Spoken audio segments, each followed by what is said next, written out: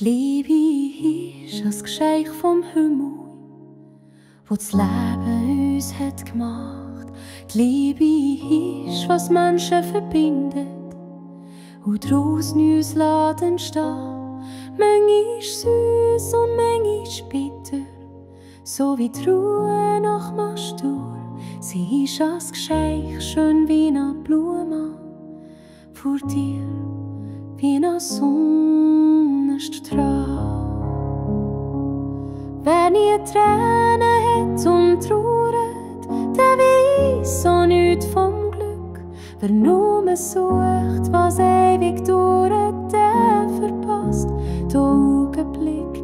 Wer nie nimmt kann, nicht scheichen, und wer sein Leben lang ging, hat Angst vor dem Sterben, der fährt nie mit Leben an.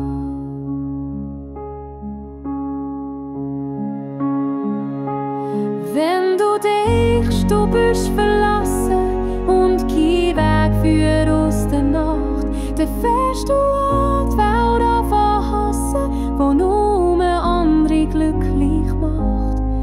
Doch vergiss nicht nach jedem Winter, wo das Herz gefriert, so dass du nichts mehr spürst, blühen im Frühling neue Blumen, grad so schön wie das Jahr davor.